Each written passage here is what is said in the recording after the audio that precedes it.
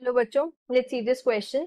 The question says which of the following acts as Lindlar's catalyst, and the options are palladium, zinc H2SO4, partially deactivated pelletized charcoal, and fourth option is zinc amalgam. तो हमें बताना है Lindlar catalyst क्या होता है.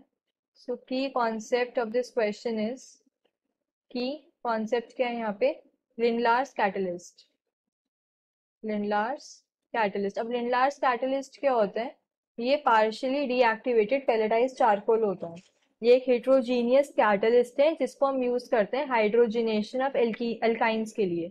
Hydrogenation के addition of H2 to unsaturated bonds. हम क्या जो एल्काइंस होती हैं या एल्कीन्स होती हैं उनमें H2 ऐड करके उन्हें एल्केन्स में कन्वर्ट करते हैं. इस प्रोसेस को हम हाइड्रोजिनेशन बोलते हैं. बट अगर हमें एल्काइन से एल्कीन में जाना है तो हम क्या करते हैं, जो पेलेटाइज चारकोल है उसको डीएक्टिवेट करते हैं. अब डीएक्टिवेट करने से क्या होगा कि वो एल्कीन्स पे रुक जाएगा, वो एल्केन्स के अंदर रिड्यूस नहीं होगा. तो एल्काइंस से हमें क्या सिस एल्कीन्स मिल जाती हैं अगर हम लिंडलार्स कैटलिस्ट यूज करते हैं. सो लिंडलार्स कैटलिस्ट क्या है हमारे पास? Partially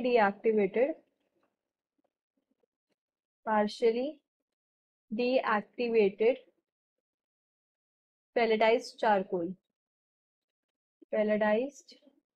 charcoal. इसको हम क्या बोलते हैं? Lindlar's catalyst. ये क्या होता है? एक हीट्रोजीनियस कैटलिस्ट होता है. सो ये क्या है? हीट्रोजीनियस कैटलिस्ट. हीट्रोजीनियस कैटलिस्ट क्या होते हैं कि हमारे जो रिएक्टेंट्स एंड प्रोडक्ट्स होते हैं और जो कैटलिस्ट होते हैं उनका फेस क्या होता है? सेम नहीं होता, डिफरेंट फेस के अंदर होते हैं. तो ये हीट्रोजीनियस कैटलिस्ट होता है. सेम फेज में नहीं रहता. हमारे जो रिएक्टेंट्स हैं वो गैसियस में रहते हैं, बट ये जो है ये सॉलिड स्टेट में रहते हैं. अब ये बना किस किस से होता है? एक तो पहले हम इसे यूज करते हैं फॉर रिडक्शन ऑफ एल्काइंस, और we can say for hydrogenation of alkynes. Hydrogenation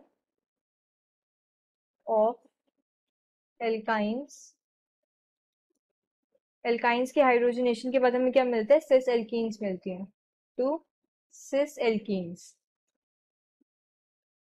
then ये इसकी कॉम्पोजिशन अगर मैं लिखूं लिंडलार्स कैटलिस्ट के अंदर क्या क्या होता है? इसके अंदर होता है पैलेडियम जो कि कैल्शियम कार्बोनेट के सरफेस पे डिपॉजिटेड होता है, एंड फिर उसे हम पॉइजन कर देते हैं. पॉइजन क्यों करते हैं? उसे डीएक्टिवेट करने के लिए डीएक्टिवेट कर देते हैं ताकि वो के एल्कीन्स पे रुक जाए, जो रिडक्शन हो रही है एल्केन्स तक ना जाए. और जो मोस्ट कॉमन हम यूज करते हैं वो लेड या सल्फर होता है. तो कॉम्पोजिशन में लिखूं इसके अंदर 5% पीडी होता है पैलेडियम. देन और पैलेडियम किसके ऊपर है? कैल्शियम कार्बोनेट के ऊपर डिपॉजिटेड होता है. साथ में जो पॉइजन हम यूज करते हैं वो लेड या फिर सल्फर कुछ भी यूज कर सकते हैं. तो हमने लेड यूज करा है. और साथ में क्या होता है? क्विनोलिन. ये कॉम्पोजिशन होती है लिंडलार्स कैटलिस्ट की. तो इसका अगर मैं एक एग्जांपल लूं, सपोज मेरे पास ये एक एल्काइन है CH3C ट्रिपल बॉन्ड CH3. ये एल्काइन है एंड मैंने क्या लिया? हाइड्रोजन गैस ली प्लस H2 एंड मैंने यूज करा लिंडलार्स कैटलिस्ट.